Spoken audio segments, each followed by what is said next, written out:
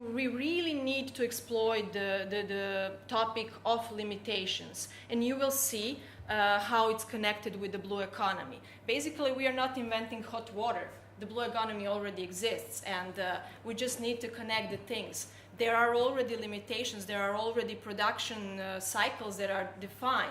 So we have to connect the things inside of those cycles. We need to use waste. The waste already exists. So these are all the limits. We have to function daily.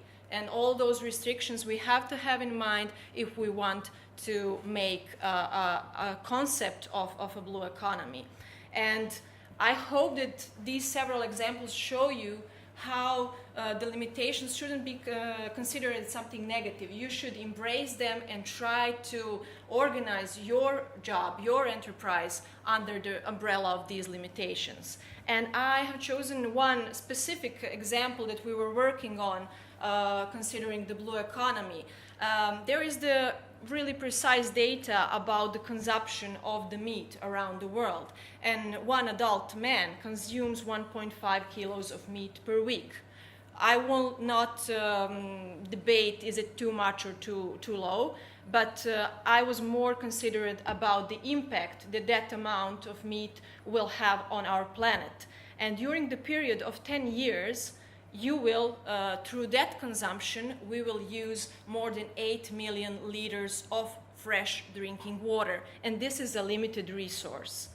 Also, we will generate almost 6,000 kilograms of greenhouse gas. So remember, this is a gas. This is not a solid substance. So this amount is quite huge. It's a tremendous amount. And also, the last but not the least important is the amount of antibiotics that we are going to ingest during that 10 years. Again, 300 grams doesn't seem too much.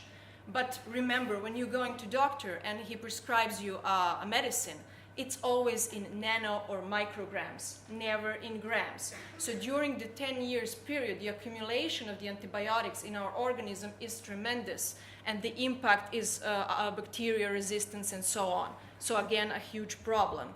And the first limitation that we have to overcome or to figure out how to function inside of that is the amount of land that we have.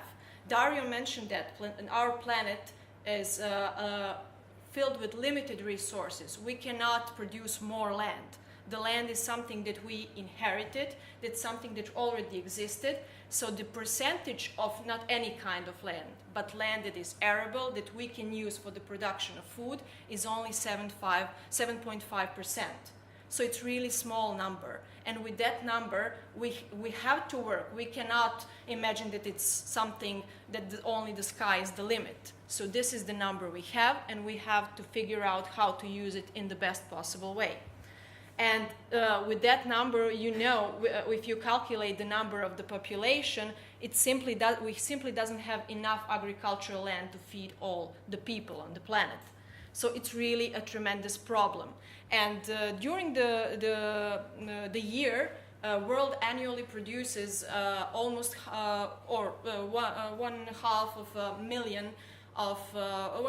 a billion tons of meat that we can consume. And I wanted to show the problem and how to make a solution through a blue economy concept on the example of Argentina, which produces 10 millions of cows per year.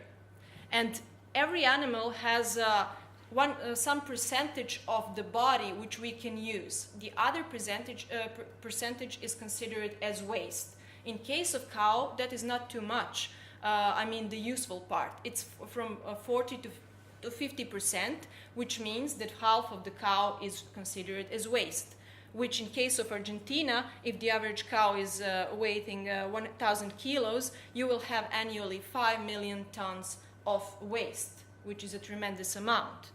And then the solution is something that probably none of you ever considered as a solution, but basically that waste is an input for the production of fly larvae. And you will see how useful that kind of production is. Fly larvae are more usable than a cow. Only 15% of this product is non-usable. can be considered as waste, but an input for something else. So 60% of the body of the fly larvae are consisted of the proteins. And I wanted to compare with the soya, which is the main feed for the cattle today, which has only 35%. So with introducing fly larvae, we are gaining double the amount of proteins in the cycle of feeding. Also, the rate in which this organism gains the weight is the best in the nature. With only for 1 kilo of weight of fly larvae, we need only 2 kilos of food. But in case of cows, that number is 8 kilos for just 1 kilo of meat. So you can see how the production is more efficient when it comes to fly larvae. And the process of gaining the weight in case of fly larvae ends in just 10 days. So it's a really short, or we can say really fast process. And with that amount of the cow waste that I mentioned on the previous slide, we can end up with 2.5 million tons of fly larvae, which means 1.5 million tons of proteins annually, with the amount of waste that I mentioned several slides before. And that is not the end with this product. Beside the proteins, we will also have omega-3. You all heard about the importance of this compound. Also, they contain fibers, minerals, and vitamins. So all the important characteristics for food. And also they contain 50% of water. This is tremendously important when it comes to feeding the cattle.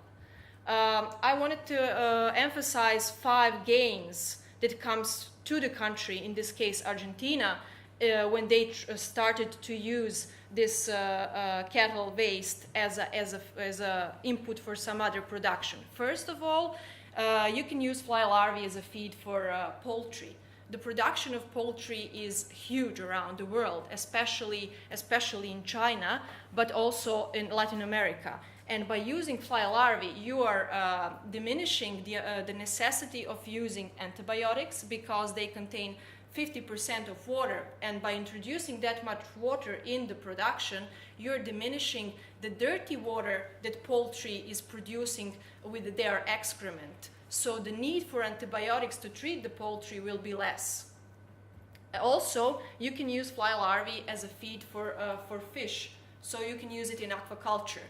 And today in aquaculture, you use fish pellets that are, for example, fabricated somewhere on another side of the world. So you have the costs of transport, you have some food that is not so natural and not so good like fly larvae. And by using them in the aquaculture, you are diminishing the necessity of feeding larger fishes with smaller fishes. So you are also you're bursting our fish reservoir. So we are preserving nature with introducing this kind of economy.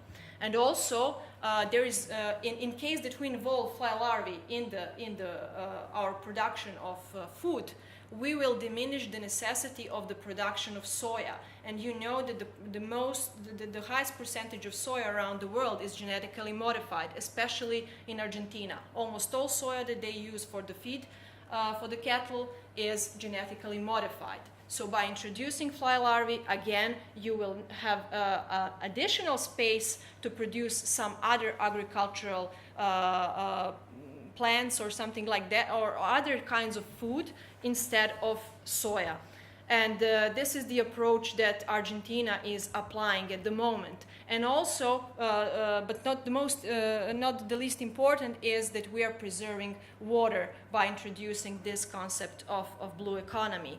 And to demonstrate one of the aspects that I mentioned is that you need 3 kilograms of, for example, anchovies or sardinas. You need 3 kilograms of them to gain 1 kilo of salmon. So it's a highly nutritious fish. It's also expensive. So by introducing fly larvae, you will have also the benefit through the saving of the small fishes, and also you will have a cheaper production of high quality food.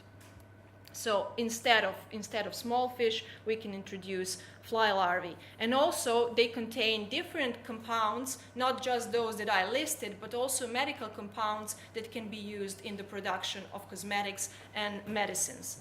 So at the end, just from the point of economy, the production of the cattle, just in Argentina, if we apply this blue economy model, will increase 30%. I'm not mentioning the benefits for the aquaculture, for the poultry production. This is just the increase in the production of the cattle by switching from the soya feed to fly larvae feed.